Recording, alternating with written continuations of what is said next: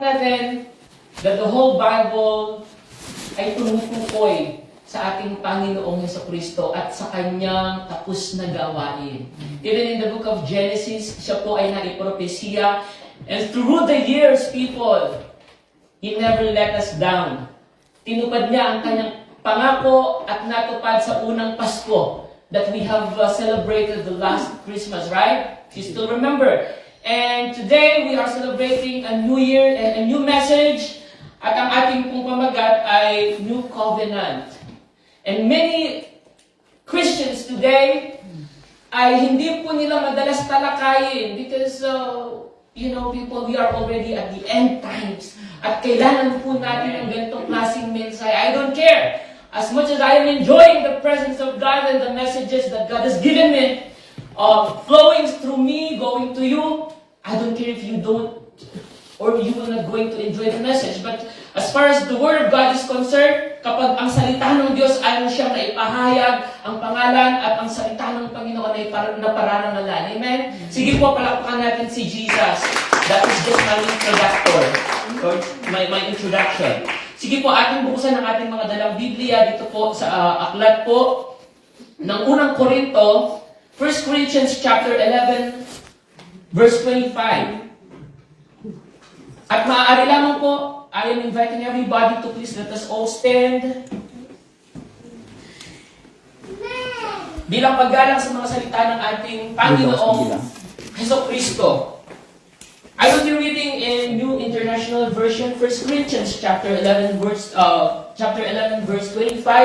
In the same way, after supper, he took the cup, saying, "This cup is the new covenant in my blood." Let me just get and emphasize the word covenant. This cup is the new covenant in my blood.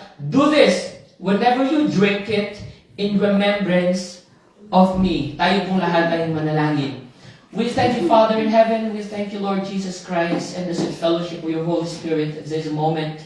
Lord, there's nothing we can do without you in our lives, God. Ang nais namin at ang dalangin namin sa tuwing naipahahayag ang iyong mga salita, samahan kami ng iyong presensya, Panginoon.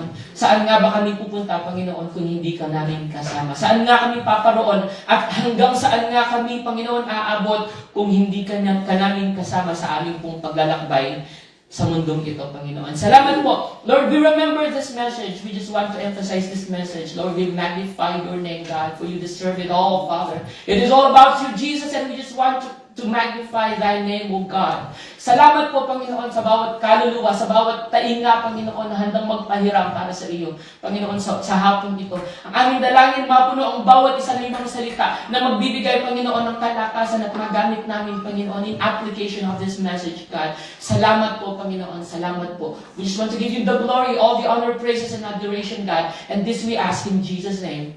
Amen. Amen. Sige po, tayong lahat ay makakaupo na po. Praise God. We are under a new covenant which was established when Jesus shed His blood on the cross. This revelation is actually given ng ating Panginoon sa Kanya pong mga ginagamit, those biblical scholars, those Bible scholars. And if I will be asking you, yung Matthew, Mark, Luke, and John po ba is part of the New Testament? Yes. They are actually called the Gospel. They are actually called the Gospel. But people in the book of Hebrews, ang sabi niya, hanggang hindi pa namamatay yung testifier, ay hindi maibibilang. So, nilagay lang sila sa New Testament, but according to the book of Hebrews, not me, not those Bible scholars, they are actually part of the old one, the old one. But they are pinagtatalunan pa ng mga Bible scholars even right until this moment. But as for us Christians, believers of Jesus Christ, believing in the finished work of Christ, that does not matter. It doesn't matter, people, if they are part of the Old Covenant, Old Testament, or New Testament. But we believe in the shed blood of Jesus Christ on the cross of Calvary for you and me. For your redemption, for your atonement, people, para sa katubusan ng lahat ng tao, ng lahat ng kaluluwa na tatanggap sa ating Panginoong Jesucristo. People, yung kasalanan ng lahat ng tao God took away the sins of the whole world combined. And if we will just going to put it in our minds at ating pong didili-diliin and we will going to meditate the word, maging yung pinakahuling baby na maisisilang bago ang muling pagparito ng ating Panginoong Jesucristo, ang kanyang kasalanan ay naugasan na. But when you talk about salvation, kailangan tanggapin si Jesus Christ. But yung mga kabataan na iyon, yung mga babies, when we talk about the grace of God, they are saved as far as the grace of God is concerned. Yung mga when it comes about salvation talk, yung mga Trisomy 21 na walang kamalay-malay sa mabuti at masama, they are saved as far as the grace of God is concerned. And many Christians today, they do not know about this message because they are trying, to put up sa mind ng mga maraming Christian that you have to do this and you have to do that for you to be able to be saved. Not in the word of the Lord. Not in the word of the Lord. We must remove the lens of self-righteousness and the evil of religion. Well, and instead read the Bible through the lens of the finished works of Jesus. We are once again encouraged to read your Bible from Genesis to Revelation. I am not saying don't read the book of the other authors, which was actually, they just got it from the Word of God. But through the lens of the Bible, we have to read the Word of God from Genesis to Revelation. Ang Old Testament po ay kailangan nating basahin para sa ating kaalaman. How much more people, the New Covenant, the New Testament, which tayo po'y nabubuhay sa bagong tipan at sa bagong testamento. Now, let us look at this verse. 2 Corinthians chapter 3, verse 18, at tayong lahat na may mukha na nakadapo ay nakakita ng kaluwalhatian ng Panginoon na gaya ng salamin. At tayo'y nababago sa gayon ding larawan mula sa kaluwalhatian hanggang sa kaluwalhatian sa ganang iniuutos ng Espiritu. For example, sa pag-alis ng balabal at pagtingin kay Jesus, tayo'y binabago sa kanyang larawan. Binabaliktad tayo ng Diyos. The Lord is trying to shake us left to right, from front and back to the Word of God at kung sino tayo talaga sa Kanya. Kailangan na maipangaral, maisigaw sa pulpito, at kung maaari po ay maiunuan-unuan yung bawat kaluluwa na ating nakakasalamuha patungkol sa ganitong mga bagay. Because according to 2 Corinthians chapter 3:18 that people, marami pong mga pagtatalo at pangangaral na ganito. Pero kailangan natin i-emphasize because through the Word, we are being changed from glory to glory. Through the Word of Christ, we are experiencing the blessing of God, blessing after blessing. And in our work as a Christian, we are experiencing the grace after grace after grace, people, according to the book of John. It is important to establish whether the scripture refers to before or after the cross. Many readers of the Bible today are adamant and do not read the Word of God anymore because of this.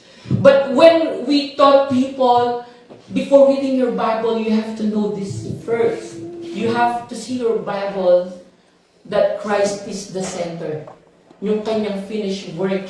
Nang sa ganon, mabasa mo man mga kapatid, yung mga kautusan, you will not be able to sway sa mga ganoong mga katuruan. Yes, they are in the Bible, they are in the Old Testament, they are part of the canon of the Scripture.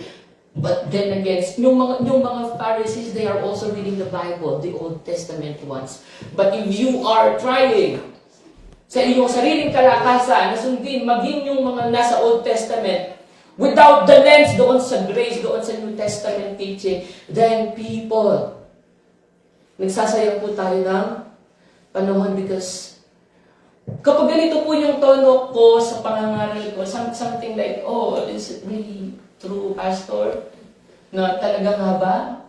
Read your Bible. That's why I'm urging you to read your Bible every time. During the conversion between Jesus and the rich young ruler, let us see this in Matthew 19:16-26. Pahayag ng pagsusuri sa usapin ni Jesus at ng mayaman na binata. We know the story, right? How should I be saved? Paano nga pumunta yung mayaman kay Jesus, sa usapin ni Jesus sa mayamang binata? We know this from the story of Matthew 19:16 to 26. But nung ministry, hindi pa po namamatay si Jesus. Sa ating pag-aaral ng mga salita ng Diyos, inuulit-ulit ko po, napakahalaga that we have to read the Bible and focus doon sa finished work ni Jesus para hindi po tayo nalilito. And these are actually the difference na sinasabi ko at ipinapangaral ko. This is actually a teaching session, people, not merely a preaching. Because preaching is talking to the hearts of men and at the same time teaching you with the Word of God. But when I am teaching fully, then I am showing you the difference between the old and the new, the law and the grace, the faith and the law. Now, let's see this one. We are not justified through the law. Hindi tayo pinawalang sala sa pamamagitan ng pagsunod sa kautusan. We are not justified by merely observing the law. At yan po ay malinaw sa kautusan. Malinaw po yan sa mga salita ng Panginoon. Romans chapter 3 verse 20, kaya nga sa harap ng Diyos, walang laman ang mapapawalang sala sa kanyang paningin sa pamamagitan ng gawang ayon sa kautusan, sapagkat sa pamamagitan ng kautusan ay ang pagkakilala sa kasalanan. Sa pamamagitan ng kautusan po ay ang pagkakilala sa kautusan. For example, let me just give you an analogy. People, ang sabi ni Apostol Pablo, kung hindi daw natalakay o naibigay ang kautusan ay walang pagkaalam sa kasalanan. Meron bang nagkakasala kung walang batas? Wala po. Ang mga tao po ay sadyang matitigas ang ulo sa ating kapanahunan. Bawal ang umihi dito. Ang gagawin, kung ano yung bawal, yun ang masarap. Nagsitaasan yung kanilang mga uric acid. Nagsitaasan yung kanilang mga sugar. Pero salad pa more. Amen? Puyat pa more. Sige po, palakpakan natin si Jesus. I don't care. I don't know, no? Pero I don't care. Every time I speak about this matter, I am really enjoying the Word of God. And I just want to thank God because we are not under the law anymore. But we are under the grace. And napakasaya at napaka-fulfilling po na maipangaral sa bagong taon that we are already under the new covenant. Sige po. Praise God. Ituloy po natin, hindi tayo pinapayagan ng kautusan dahil sa kanyang likas na kalikuan na maging matuwid sa mata ng Diyos. Wala pong magiging matuwid sa mata ng Diyos sa pamamagitan ng pagsunod sa kautusan. Only through the law of Christ. At yan po ay ginawa ng ating Panginoon. That's why when you put your trust, when you receive and accepted Jesus as your Lord and Savior, then you are truly saved not because of your own good works, your own goodness, people, but because of what Jesus did on the cross for you and me. Another example. Jesus' blood gives us the right to approach the throne of grace. Jesus' blood gives us the right to approach the throne of grace. In Hebrews chapter 10, from verses 19 to 20, ang sabi po niya dito sa ang dating Biblia, kaya't mga kapatid, yamang mayroon tayong katiyakan sa pagsapit sa loob ng tabing, sa pamamagitan ng dugo ni Jesus, sa makatuwid bagay sa daan na kanyang itinanyag sa atin, sa daan labayan ng kanyang katawan. Dito po sa book of Hebrews ay ipinakita ng ating Panginoon na ang bawat isa na tumanggap sa Kanya ay malayang makalalapit sa trono ng biyaya ng Diyos sa oras at sa panahon ng kanilang pangangailangan. Noong unang panahon po, yung mga priest lamang ang makakapunta or makakapasok doon sa Holy of Holy Place na mayroon pong isang napakataas at makapal na kortina na ang sino mang pumasok po doon, kapag sila, sa panahon ng pagpasok nila doon, kahit priest man sila, ay may tinatagong pagkakasala. At pumasok po doon sa Holy of Holy Place, then people, mamamatay po siya. Kapag hindi na nila naririnig, alam niyo po yung bell ng aso na inilalagay sa paanan niya? Meron pong ganun yung mga priest, at sa kanilang pagpasok, dala-dala yung kanilang handog sa Diyos. Kapag sila po ay may tinatagong kasalanan, pait, meron silang galit sa kanilang kapwa. Kaya nga sinabi ng Matthew, bago ka maghandog, ay siyasatin mo ang iyong sarili. Iwanan mo yan. Makipag-ayos ka. It's already 2024, people. Then what are you doing? Makipag-ayos ka. Puntahan mo siya. Ibaba ang sarili. At sa iyong paghahandog sa Diyos, iiwanan mo yan. Makikipag-ayos ka. At sa paglapit mo muli sa Diyos, ay kanya-kanyang tatanggapin. Ng buong buo. Walang labis, walang kulang. Now, kapag yung priest, hindi na nila naririnig yung bell, ibig sabihin, patay na po yun. Ihilayin po nila yun, kasi may lubid po yun. Ihilayin nila yun, may lubid po yun. But in our time today, in the New Covenant teaching, tayo po ay malaya na po doon.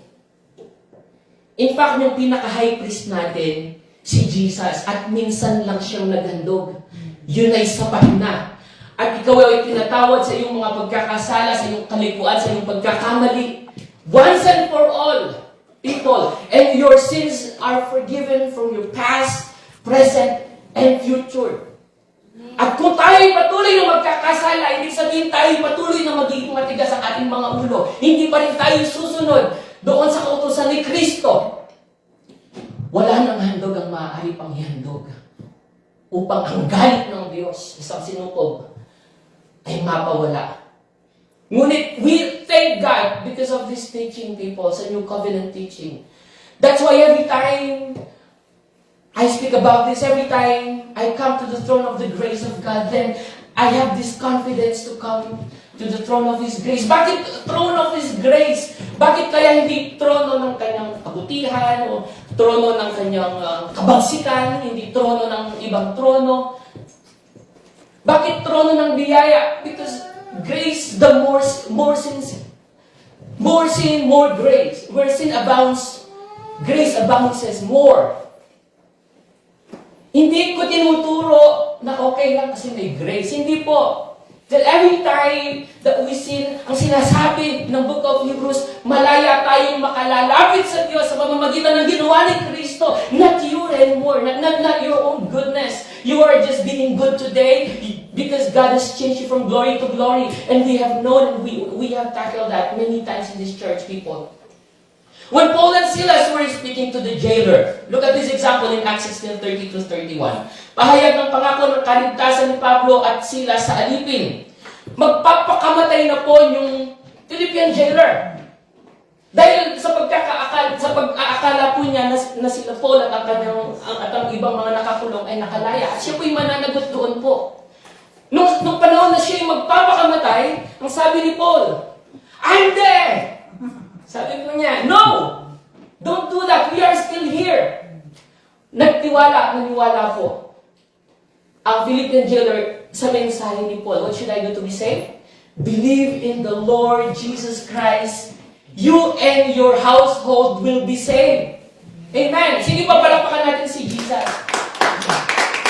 At sa kanyang pagtitiwala, ang sabi po ng Biblia, and their sin and their wickedness and their lawlessness, I will remember no more. Their sins from past, present, and future, and lawlessness, I will remember no more. Kung gaano daw kalayo, as far as the east is from the west, ganoon nililimot ng Diyos yung ating mga pagkakamali at pagkakasala sa harapan ng Panginoon. Amen. Those words are enough for us to stand again. This 2024. Those words that comes from His Word, people. They are actually enough to stand again. To serve again. We are here to serve because God served us first. We are here to love again because He loved us first. We are here once again, people. Dahil, people, sa ating pong pangangaral, sa ating pong pagtayo bilang isang iglesia sa harapan ng Panginoon, kahit na minsan nagsasawa ka na sa pagmumukha ng iyong katabi, huwag mo siyang pagsawaan. Dahil kung nagsasawa lang ang Diyos sa iyong pagmumukha, una ka nang pagsasawaan. Amen. People, every time when I speak about this, then sa akin mismo, I really need the love of God every day of my life. Many times, the past few years, Lord, sabi ko, I've been so tired, sa mga ginagawa ko. I've been so tired sa mga iniisip ko. I just really wanted to go back to the Philippines at doon na lang po ako magpa-pastor. But you know, ang reminder sa akin ng Lord, this 2024, kung gaano karami, kalawak, kalalim, kataas, ang pag-ibig at biyayang ipinagkaloob ko sa iyo noong 2023, then idodoblihin yun ng Panginoon this 2024. Because God is faithful. Amen. Because God is good. And He will never change. When God promises, then His promises in Christ, they are always yes and amen. They are always yes and amen. There will be no sa Lord. No. All the promises of God in Christ, palagi silang yes. Lord, kaya nga kapag tayo nanalangin at humingi sa Panginoon, kung gaano mo ako pinagpala noon, ay pagpapalain mo ako ngayong 2024. Because I do believe with the promises of God in Christ, they are always yes. And shout the word, Amen. Amen. Amen. Amen. Thank you, Jesus. Look at this. Unlike the law that Matthew 7, from verses 12 to 14 referred to, the new covenant allows a great many people to be saved. Yung mga nasisave, tandaan po natin sa pag-aaral ng mga salita ng Diyos, yung mga nasisave nung panahon ni Jesus, limited. Kasi ang salvation is of the Jews. And I was sent to seek and save the lost of the sheep of Israel, ang sabi ni Jesus. Nasaan yung mga Gentiles? Nasaan yung mga Filipinos? Nasaan yung mga Americanos? Mga Africanos? Kung ang sentro ng pagbabasa natin ng Bible is mga Israelites lang, mga Jews. People, unlike that time ng panahon ni Jesus, limited yung mga nasisave. At kung nabuhay ka ng panahon ni Jesus, at kailangan pa magbangka ni Jesus, wala pang airplane noon. Yung interpretation is just very carnal. Pero, kung titignan mo, pupuntahan ka ni Jesus, mag-airplane siya kung meron na noon, or magbabangka siya para mangaral sa'yo. Or not even Jesus nung nag-ascend na siya, yung kanyang mga itinalaga ng mga apostoles. But in our time today, tignan po natin. Look, sa ilalim ng bagong tipan, maraming tao ang maliligtas, hindi limitado tulad ng tinutukoy ng Matthew 7:12 to 14. This is actually the grace-based sermon. Ang grace-based sermon ay nakatuon doon sa ginawa ng ating Panginoon at lahat ng kanyang ginawa, ang magbe-beneficiary po noon ay ikaw at ako. Dahil kahit na ikaw ay Hudyo, kahit na ikaw ay Griego, even if you are Greek, then when you believe in Jesus in the name of His Son, whom He has sent for you and me, then salvation is available for you and me. I am not the kind of pastor who is going to say number 1, number 2, number 3. Very limited ako sa ganon. But every time I speak of the word at ina-explain ko yung word through context, then nagkakaroon ng linaw yung mensahe ng kaligtasan ng ating Panginoon na kanyang inilalatag para sa iyo at sa akin. And this moment, people, what is the application of this message? That we are already under the new covenant. You are a new covenant people. You are a grace people. Because kung papaano pinagkalooban ng Diyos ng biyaya ang kanyang mga anak, ay dapat po, as an application to this preaching and teaching people, ay dapat lamang na sa ating pong mga puso, sa ating mga buhay, maging sa ating mga kaisipan, ay magkaroon tayo ng malawak na biyaya para sa ating mga kapwa-tao. Amen? Kung gaano naging mabuti ang Diyos, maging mabuti rin po tayo sa ating mga kapwa-tao.